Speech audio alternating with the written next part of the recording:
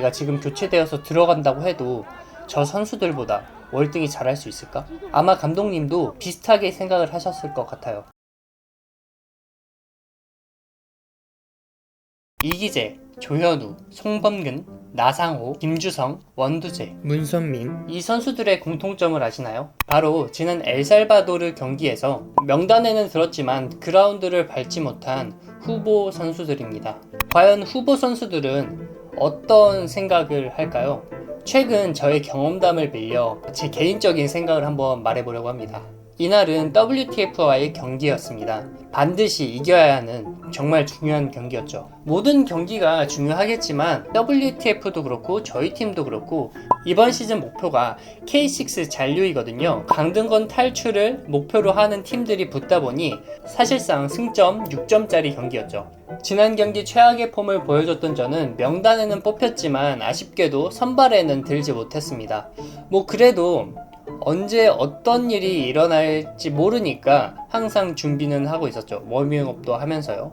그러던 그때 경기 20분 전 한 사건이 일어납니다. 바로 양말 사건이요. 그날 저희가 공지받은 건 형광색 홈 유니폼과 흰색 스타킹 양말이었는데요. 갑자기 검은색 스타킹을 신어야 한다는 거예요. 유니폼 규정에 맞지 않았거나 상대팀과의 혼선이 조금 있었던 것 같아요. 다행히 홈과 어웨이 유니폼 그리고 양말까지 챙겨온 선수들이 많았어요. 근데 선발 인원 중 3-4명 정도가 검은색 양말이 없는 거예요. 그래서 저는 이때부터 고민을 하기 시작합니다.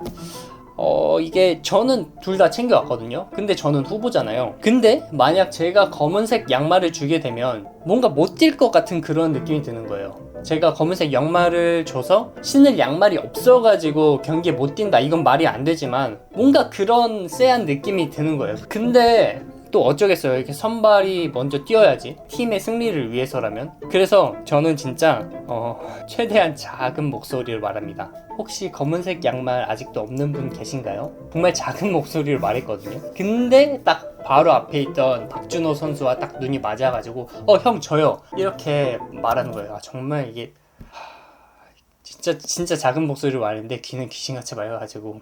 아무튼 그래서 저의 검은색 양말을 박준호 선수에게 빌려줬습니다.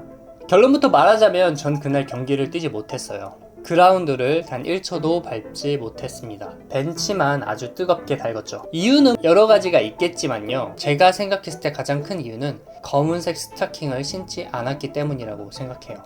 왜냐면 후보 선수는 언제든지 그라운드에 들어갈 준비가 되어 있어야 하는데 저는 경기 종료 휘슬이 울릴 때까지 하얀색 스타킹 양말만 신고 있었으니까요. 사실 작은 용기만 내면 검은색 스타킹 양말을 신을 수 있었거든요. 이미 경기를 치른 다른 팀에게 빌리거나 혹은 교체되어서 나온 선수들에게 빌리거나 이렇게 하면은 충분히 검은색 양말을 신을 수 있었어요. 그런데 저는 그런 생각이 좀 들더라고요. 내가 이렇게까지 양말을 빌려서 했는데 만약 뛰지 못한다면 분명 민망함과 타인이 저를 보는 안타까운 시선, 그리고 뻘쭘함이 예상되었죠. 그래서 저는 끝내 검은색 스타킹을 신지 않았습니다.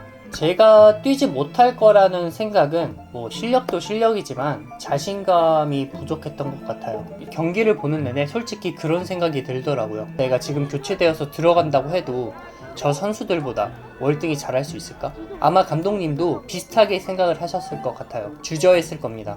그렇기에 저는 더 자신감을 보여줬어야 된다고 생각해요. 주저하는 마음을 꺾었어야 했어요. 적어도 경기에 뛰고 싶은 마음은 보여줘야 했습니다. 제가 저를 믿지 않은데 감독님은 과연 저를 믿을 수 있었을까요? 팀은 다행히 김도훈 선수의 멋진 원더골로 1-0 승리를 했습니다. 정말 기뻤어요. 진심으로. 하지만 동시에 패배감도 느꼈습니다. 제가 저에게 패배한 기분이랄까요? 그때 깨달았죠.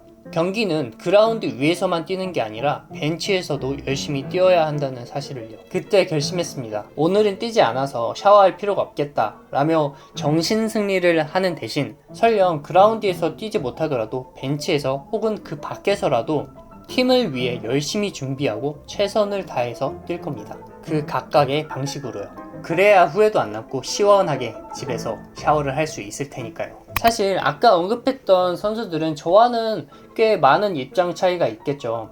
그들은 국가대표 선수니까요. 하지만 축구에 대한 열정만큼은 그들에게 정말 지지 않는다고 생각하거든요. 제가 정말 좋아하는 문장이 있는데요. 좋아하는 마음의 크기는 그림자가 없기 때문에 그 크기를 가늠할 수 없습니다. 그렇기 때문에 그 누구도 모르는 거죠.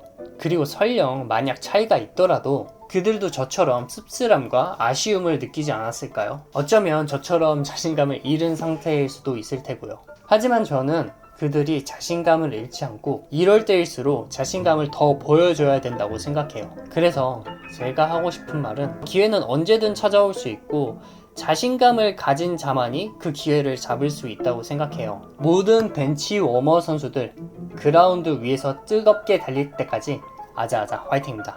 화이팅!